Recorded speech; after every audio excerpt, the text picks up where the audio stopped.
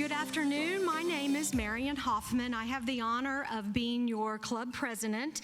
Welcome to the Economic Club of Florida's 571st meeting in our continuing series of distinguished speakers. I now hereby call this meeting to order and ask you to please silence your cell phones so we're uninterrupted. And now Bill Eichhofer is going to help us lead the Pledge of Allegiance. Our club member Bill, if you'd come up, please.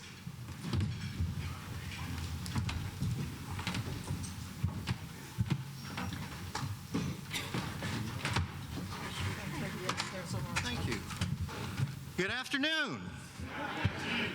I would like you to join me in the Pledge of Allegiance to the flag of the United States of America. I pledge allegiance to the flag of the United States of America and to the republic for which it stands, one nation, under God, indivisible, with liberty and justice for all. Thank you. Great job, Bill. Great job. Welcome again. Today, our speaker is Mr. Lasse Petterson, the Chief Executive Officer and President of the Great Lakes Dredge and Dock Company. This is a 129-year-old company based in Houston, and it's well known for its dredging and key beach renourishment projects. Currently, it is involved in 2 projects in Florida and several others in previous years. And our own board member, Mr. Doug Wheeler, will be introducing our speaker in just a few moments. And now just some brief announcements. On Tuesday, September 12th at the FSU Alumni Center, we're proud to have Bill Yergin, the CEO and president of CorrectCraft. This is a Florida-based global company. Another thing in September, on September 26th, we'll have our next Economic Club of Florida member recruitment reception. This will take place at 5:30 at the Governor's Club, and it's a special event coordinated by our own club vice president, Katrina Roll, and it is going to feature Miss Karen Moore. Karen is the CEO and founder of Moore, and the Moore Agency wins all kinds of awards, but just recently, their latest reason to celebrate was because they were named a top 5 finalist for medium-sized firms in PR News magazine. This is like a pinnacle in the industry. And Karen is also a member of the Economic Club Board of Directors. So I hope y'all will join us at the reception. And we have several board members that work behind the scenes to bring us speakers. If you're a board member, could you stand, please? And we'd like to recognize you. I see a few in the audience. Okay. Thank you. Appreciate you. As you know, our sponsors are a big part of our program, and today we would like to thank the Florida Ports Council. Christy Gandy, Vice President of Operations, and her team at the Ports Council. Can you stand to be recognized, please? And if anybody would like to be a sponsor or your company, just reach out to any of the board members or myself. And just remember, you can always go on the Economic Club website for information. You can find us on LinkedIn, Facebook, and Twitter. And now I would like to thank our trustees. Our trustees are important to the success of our club. Just before this luncheon, many of our trustees got to have one-on-one conversations with our speaker. If you're a trustee, would you please stand? Thank you. We thank you for your support. And then finally, we have a few guests here today, and we really value our guests because it's a great stepping stone for potential membership. Are there any guests that we would like to introduce? If so, Dominic, please. I've got Bradley Castillo, the Florida Tax Watch. Okay, thank you, Bradley. Okay, and that's okay, very good. Oh, please. Yay. Thank you. Please.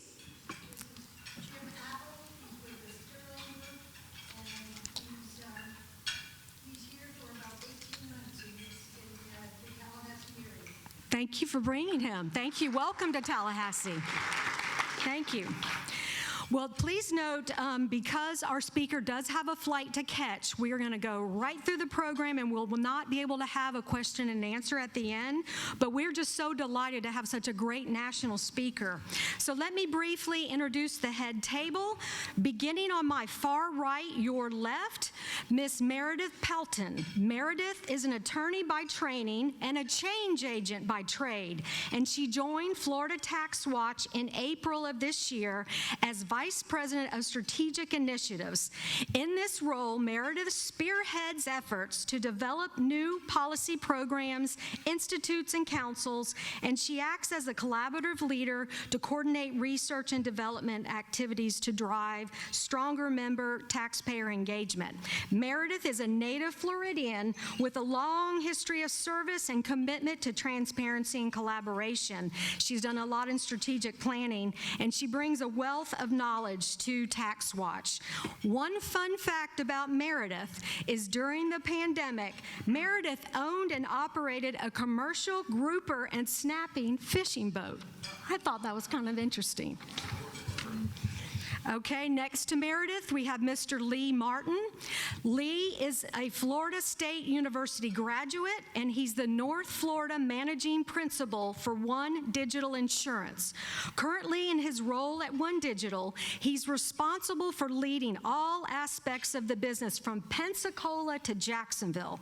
And over his 2-decade career in the financial service industry, Lee has held several roles in both public and private sectors.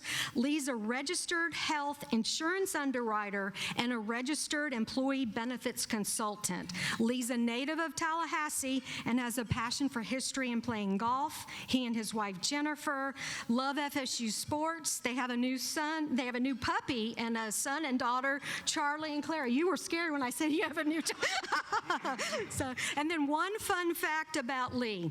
Lee's family moved to Florida when it was ruled by the Kingdom of Spain. His kids are 8th generation Floridians, and he joked with me that they are now genetically impervious to mosquitoes. Mosquitoes don't touch Lee. And then we have Doug Wheeler. Doug Wheeler formed Wheeler Strategies in 2021. It's a full-service public affairs firm serving both public and private sectors. Previously, Doug served as president and CEO of the Florida Ports Council. I see a theme here. And he also was vice president of the Florida Chamber of Commerce and the Southeast political manager for Associated Builders and Contractors. Doug serves on the board of the Economic Club. He's a graduate of the Jim Moran Institute of Small Business and Executive Program, and he's a graduate of Florida State. One fun fact about Doug, he played darts professionally as a child and beat all the adults. So you don't go to have a beer and play darts because he'll win. And then finally, we have Becky Tolnay. Becky is chairman of Vistage Tallahassee and it's a support group for local CEOs and business leaders, and they have a peer advisory board. Members of Vistage are selected by their focus on professional and personal growth and their commitment to helping their businesses improve better leadership, better decisions, and better results. Becky is another Florida native. Having grown up in Bartow, she earned her bachelor's degree in accounting from Florida State. She moved to Atlanta. She worked for Ritz-Carlton Company for 30 years, and she moved back to Tallahassee in 2012 when she met her husband, Michael. And one fun fact about Becky is her real name is Rebecca, and she's named after her 5th generation great-grandmother, Rebecca Boone, who was the wife of Daniel Boone. So I always like the fun facts the best, personally. And now I invite Doug Wheeler up here to please introduce our speaker.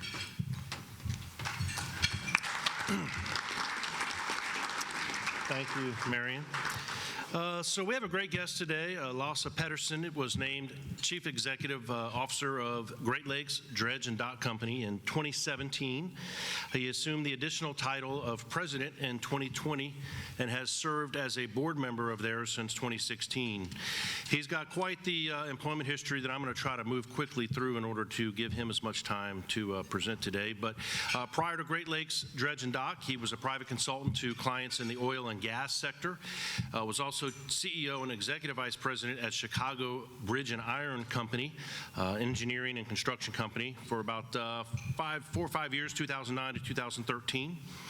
He's also been the CEO of Gearbalk Limited, which was a privately held company that owns and operates one of the largest fleets of gantry-craned open-hatch bulk vessels in the world. He's worked with AMEC Americas, a British multinational consulting, engineering, and project management company, and also spent some time working for Acre Marine, a deepwater division of Acre Maritime. He spent the first 9 years of his career at various positions at Norwegian Contractors, an offshore oil and gas platform contractor. He's a National Association of Corporate Directors Board Leadership Fellow, received a Master's of Science as well as a Bachelor's of Science from the Norwegian University of Technology. He currently resides in Houston, Texas. I guarantee you're going to learn a thing or two today from this presentation, so please join me in welcoming Lasse Petterson to this podium. Thank you.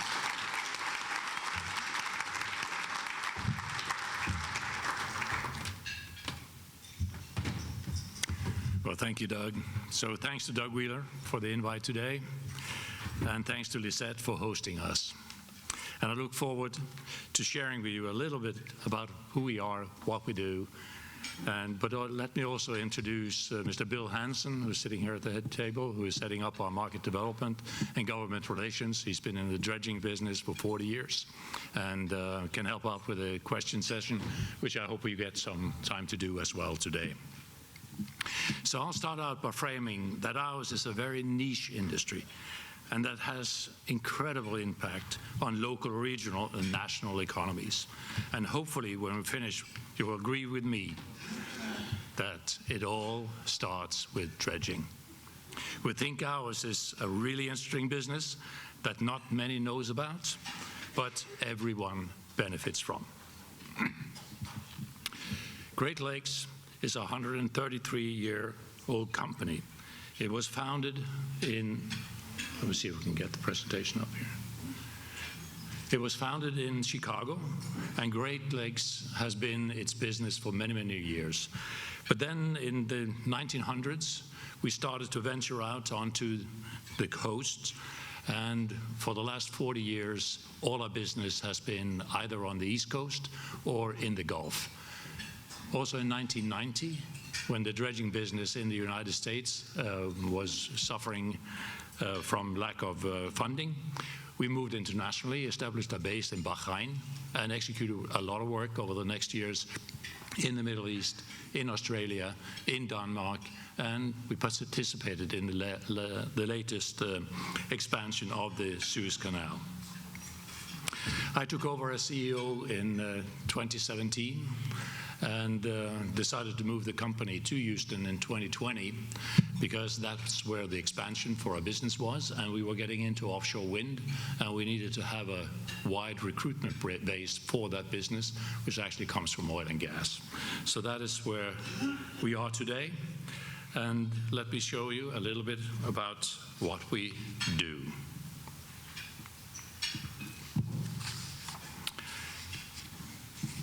So we are a stock-listed company listed on NASDAQ, revenues ranging between $650 and $750 million a year, headquartered in Houston, and we have one regional office, and that's here in Florida. It's in Jacksonville, and that takes care of all the projects that we have on the East Coast and Florida. And our focus is on large, complex projects where we are utilizing the complete fleet that we do have on these projects, such as port deepenings, and beach restoration work. That's our specialty. That's where we have a competitive advantage.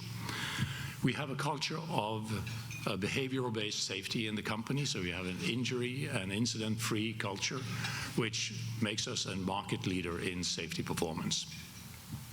50% of the work we do is what we call capital works. That's new projects, which are port deepenings, channel deepenings, and also restoration on beaches.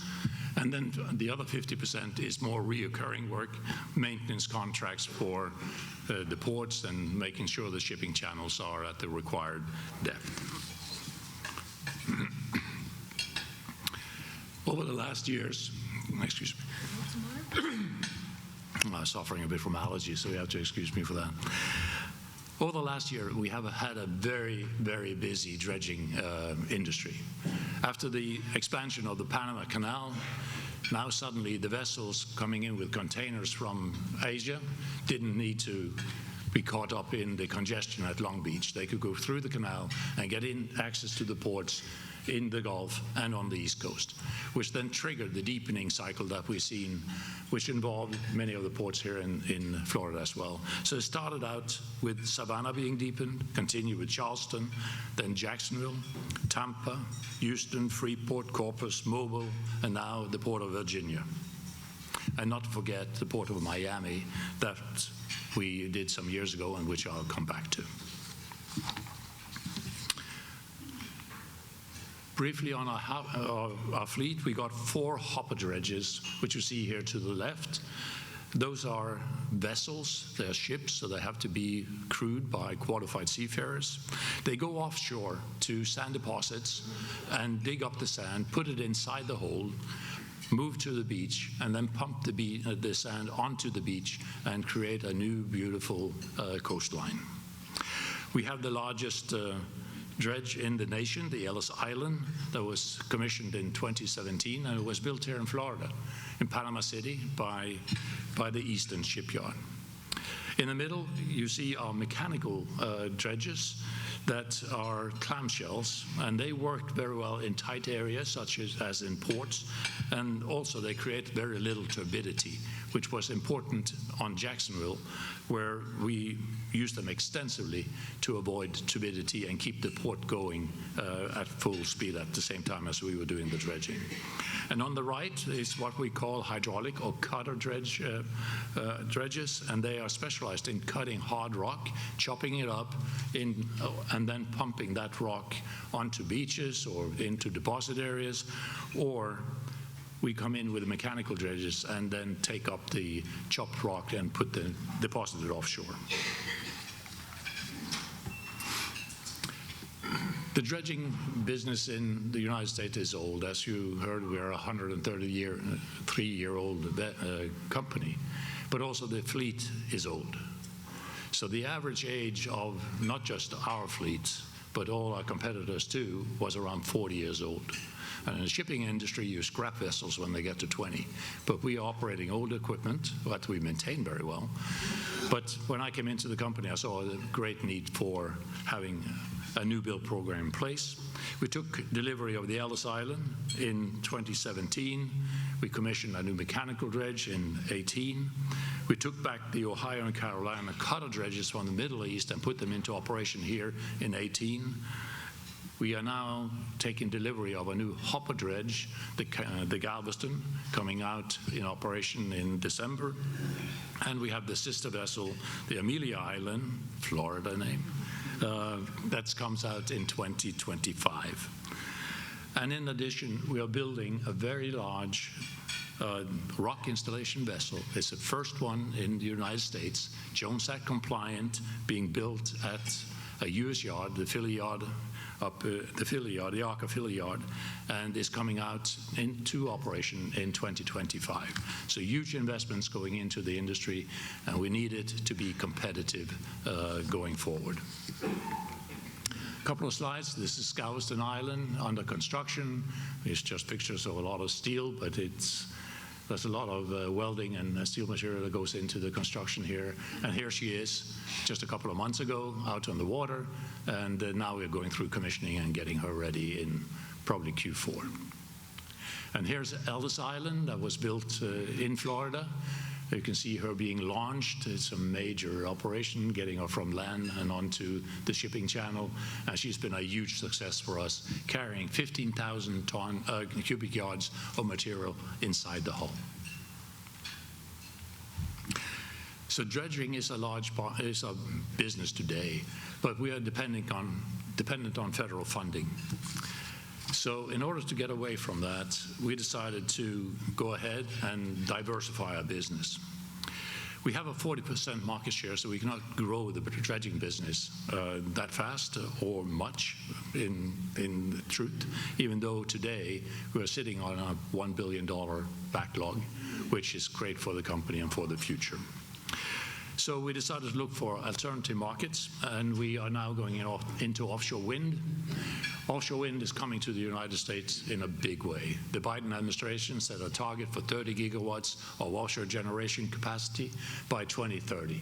Very ambitious, but if some of that is getting built, it's still a huge growth curve and growth opportunity for U.S. industry to get into. It's a mature business in Europe, but we need to build that supply chain here in the United States, so we can participate within the Jones Act, and we are building the large rock installation vessel that we are now commissioned. It's a $250 million investment for us, and we have a contract for it to come out in 2025. And as you can see here, it's happening on the East Coast, and it's facilitating taking rock from a quarry up in the state of New York, put that inside a vessel, take it offshore, and place it with precision around the monopile that is then supporting the tower and the generator that's placed on top. This also enables U.S. content on these projects with the rock supply, with the stevedoring, the pilotage, and also the vessel build and the vessel operations.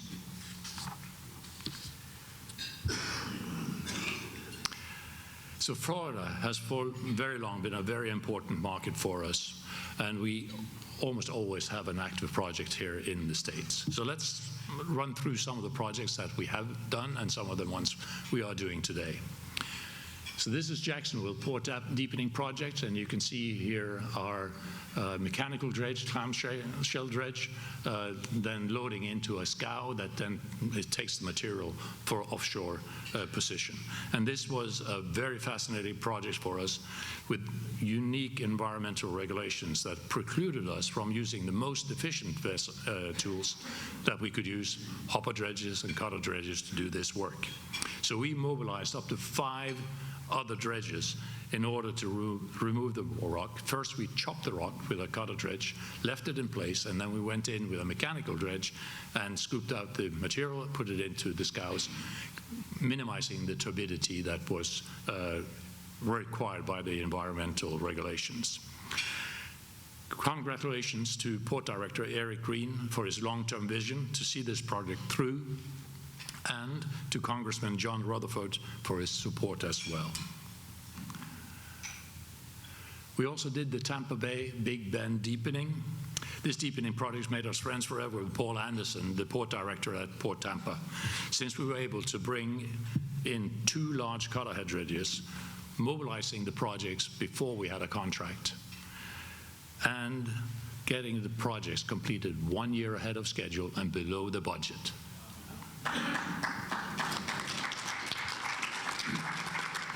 And we were not even able to hold the groundbreaking ceremony until the project was 50% complete. And Paul will tell you, he was getting calls even before we finished for some of his customers asking for an even deeper channel. And I'm pretty sure that Tampa will now go through the approval and move the projects through Congress and the Corps as we speak, and make this a new successful project for the port. And you can see here the dredges that we put in. There are 2 cutter dredges that are pumping through the pipe onto a deposit on an island, creating a very nice bird sanctuary out there in the middle of the shipping channel. And then Miami.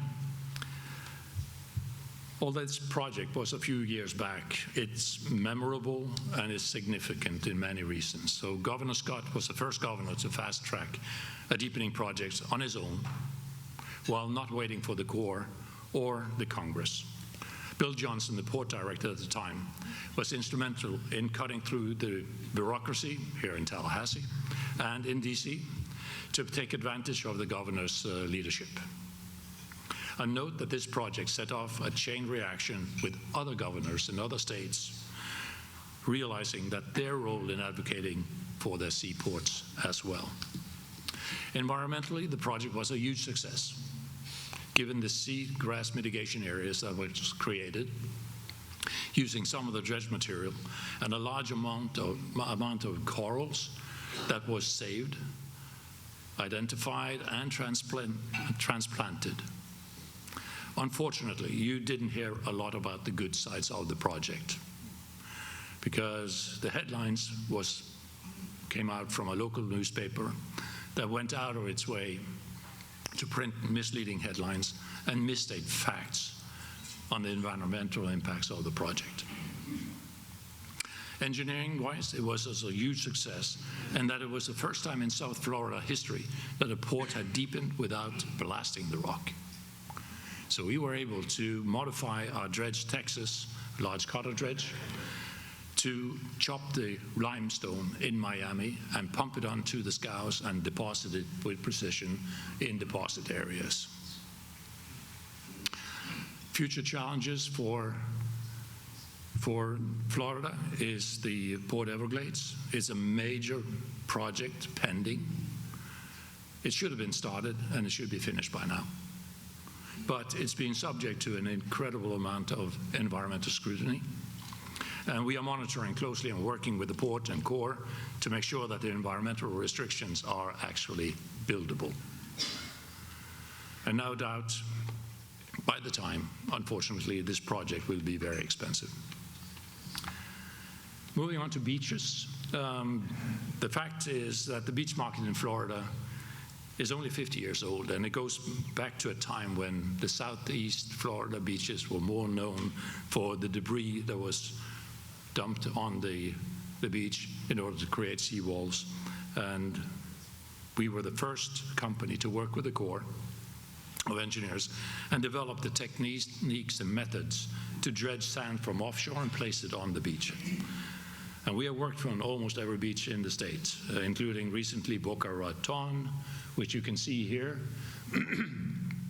And the dredge is here pumping from through the pipeline onto the beach. And I don't know if you can see it well here, but we have, let me see if this works. Oh, there it is. So here on the beach, you can see the enlargement of the beach. This is the original beach, and you can see we're building it up. And there's pipes here that is then creating the beach onshore. And we are currently working to complete the Panama City Beach. And here we're pumping out at the Charlotte County in Florida. And we're also currently working on the Tampa Harbor Maintenance Dredging Project with our hopper dredge that are now connected to the pipeline, pumping on to the Edmond Key.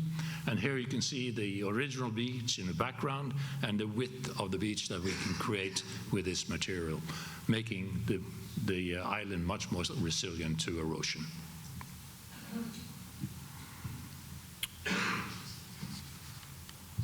I touch upon some of our Florida relationships that are very important to us. Our primary market is federal, working with the U.S. Army Corps of Engineers, but there is many stakeholders. And as you can see here, we partner and work for improvements to our marketplace, working with Florida Ports Council on the port issues here in both here in Florida and in D.C. And we have successfully worked together on state and federal funding and policies, including reforming the Harbor Maintenance Trust Fund to make sure that the fees collected from the shippers going into ports are actually used to what it should be used for, maintaining the ports. Florida Shore and Beach on coastal funding, mostly for the state beach funds and policies that help protect the Florida coastline. And Florida Maritime Partnership, which works to assure that U.S.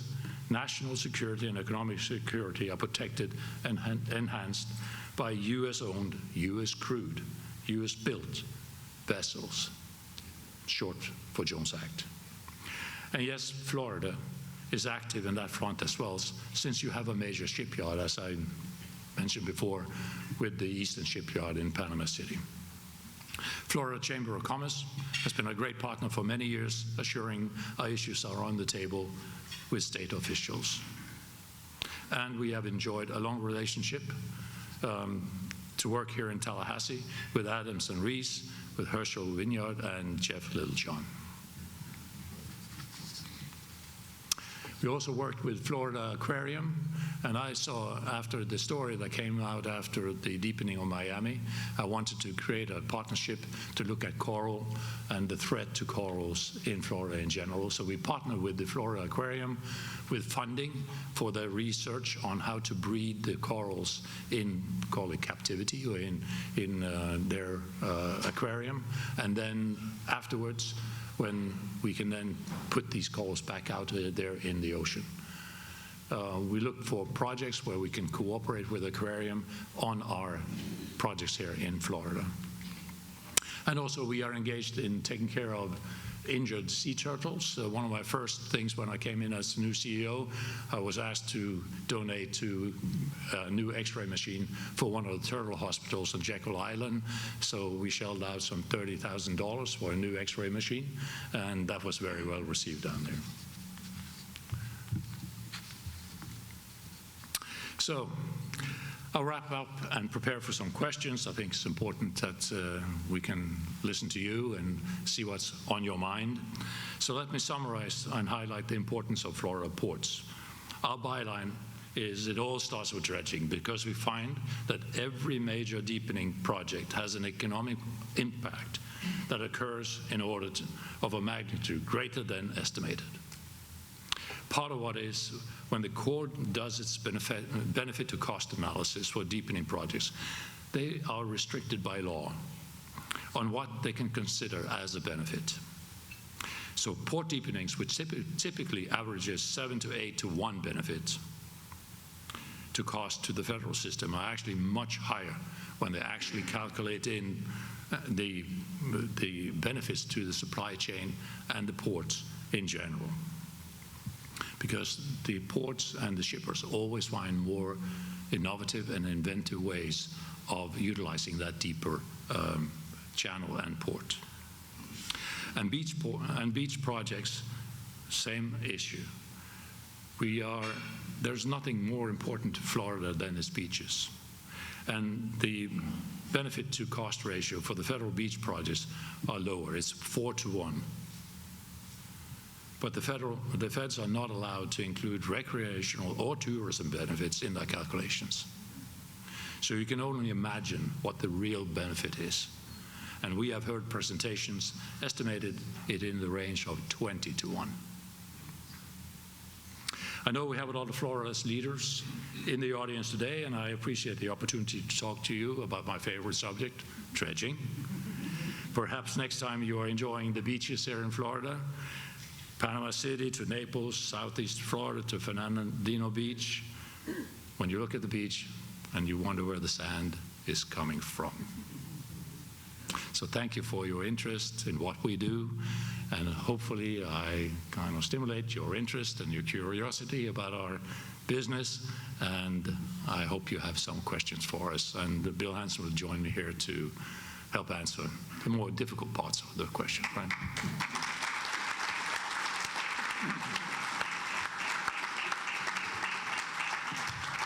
Dominic, right here. Patterson, thank you.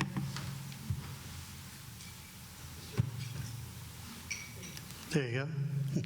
Mr. Petterson, thank you so much for a very, very interesting and powerful presentation. I think we don't always realize how much the work you do improves the quality of our life and everything we do, both commercially and recreationally as well.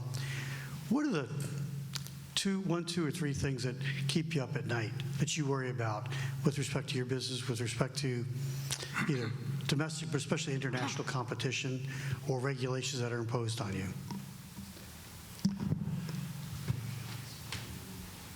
Well, I think the thing that is important for us is to get consistent funding for beach restoration and coastline protection, so that when appropriations are made year by year, it doesn't really take into effect the long-term benefits of the projects.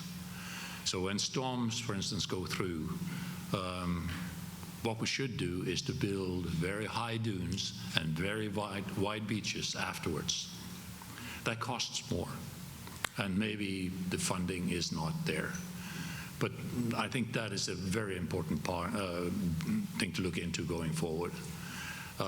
Also, the Corps of Engineers has been a headache for me the last year because they've been slow in getting their projects, their large projects, approved.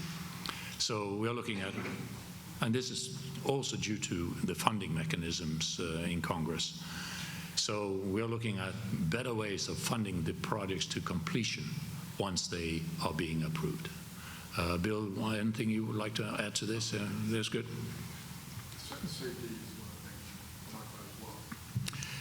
Yeah, that doesn't keep me up at night, but coming from an oil and gas background, our clients in oil and gas are driving a very, very strong safety culture. Great Lakes Dredge Dock picked up on this 15 years ago and realized we have to improve our safety. Our total recordable incident rates in the dredging industry is 5-6 times what you see in oil and gas. Not with us. We have improved our safety performance over the last 15 years to where I can say it is getting close to best in class, and we are by far the best in class in our industry. We want people to come to work every day and go home happy and just in the good condition as when they came to work. And that is something that comes from the heart. It comes from what you really feel is good for the business, because good safety comes from good planning. It comes from good execution and commitment from leadership to make sure that people are safe every day. Yes, thank you for coming here today. This was very informational for all of us. So I wonder, is there any chance that y'all could be drilling for oil while you're dredging as well? No, I'm kidding. Actually, my question really is about Panamax and Super Panamax cargo ships. So what's the depth that you're dredging to now? And will that accommodate in the major ports in Florida these Panamax and Super Panamax cargo ships? Well, the ports in Florida is mainly container vessels. And today, the ports in Florida are deep enough to take the largest container vessels in the world. So when you go down to 53, which we have in Savannah and Charleston, you can take in the largest vessels today, but the vessels are getting bigger. So that just triggers new deepening projects to come. And New York, for instance, are now planning to go even deeper.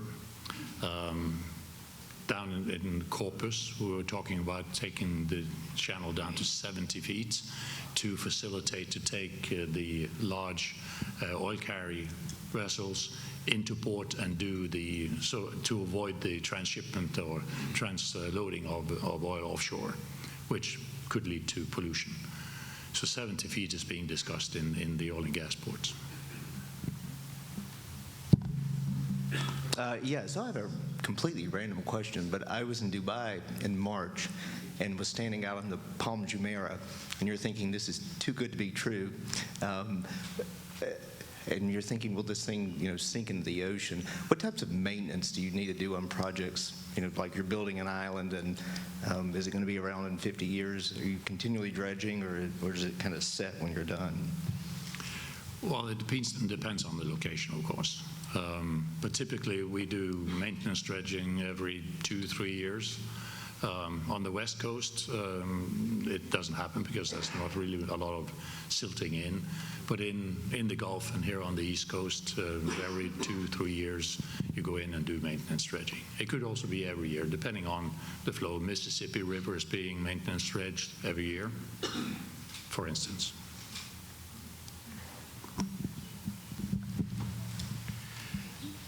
The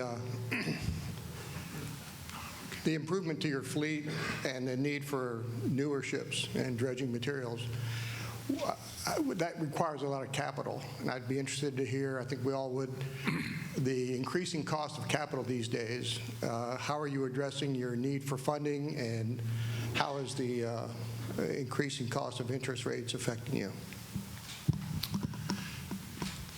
Yeah, we have solid funding in place. We issued bonds what is that, 2 years ago. We got them at 5.25, and they don't mature until 2029. We also have a revolver in place that is reasonable financing. But in general, yes, it will impact new builds coming to the market. So our competition are now not going forward with planned projects. On the offshore wind side, which is a major investment for us, there are government financing methods in place. So the MARAD administration has a loan program where all the offshore wind vessels are now being prioritized. So we have an application in with the MARAD for financing of the offshore wind vessel. We can do it on our own, but that financing is much more favorable. But in a capital-intensive industry, of course, interest rates is important. Last question goes to, One- oh, I'm sorry. You got one there? Okay. Two more. Incredible data you've given us. The follow-up on what Bonnie has said and the type of ships and with the dredging of the Panama Canal, and they're moving the cargo through to the west side, to the east side of the country. Going to the Skyline Bridge, there's discussion whether to build a new bridge or dredge it deeper. What is any consideration to get the larger ships into the Tampa harbor? I'm not quite aware of that, but if you are dredging deeper, the vessel tends to be larger and taller. But Bill, do you have inside information?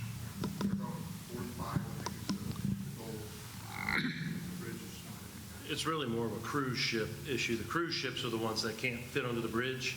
Okay. It's kind of an mind illusion, but if you dredge, you can dredge as deep as you want. You still haven't fixed your bridge problem, right? So, but it's really more of a cruise ship issue for Tampa than it is a cargo ship issue. Hi. Enjoyed your presentation. Thank you for coming. In the area of South Florida, Southeast Florida for Broward and Dade County, I know the sand resources are very scarce down there because of the continental shelf. Has there been any progress in your industry with being able to dredge deeper offshore? And if so, what is that progress? Well, this is a very interesting topic. I had it in my talk, but I thought it would come up in question. The sand deposits offshore are being depleted. And you could say in many respects we're running out of sand, but we're not. We're running out of permitted sand. So what we need to do is for the Corps to make investigations and make available the reservoirs that are out there. We know they're out there, and so we can then go out and dredge that sand and put it on the beaches. Bill, you want to add to that? The question is not deeper as well, and certainly the modern equipment. The modern equipment does have the capability to go much deeper than we've traditionally borrowed the sand from offshore. So the equipment's not the issue; it's getting the permits to do the work.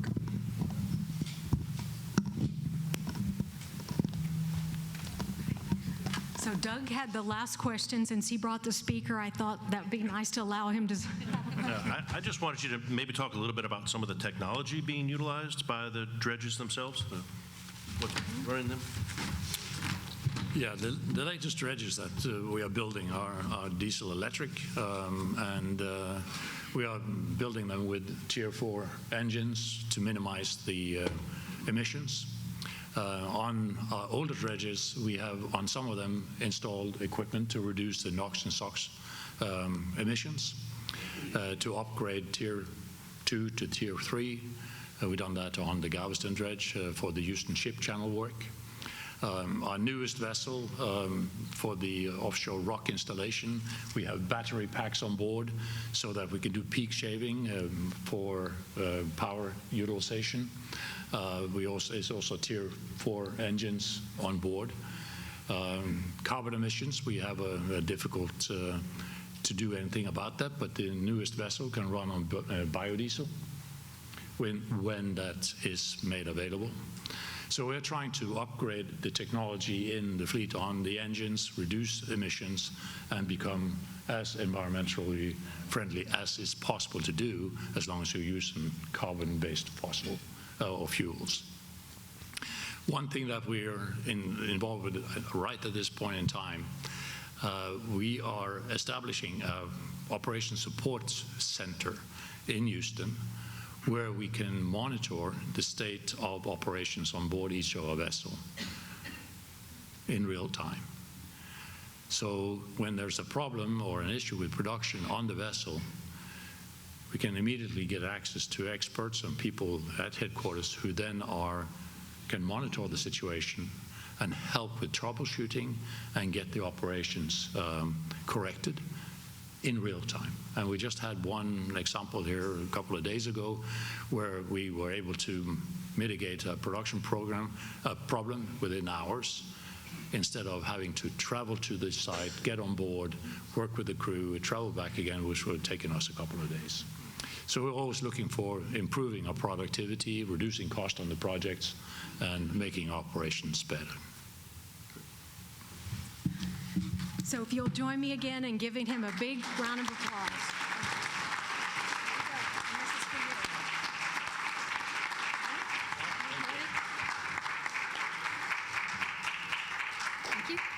Thank you. Thank you all so much for coming, and we will see you September 12th. So look for announcements from the club. Thank you.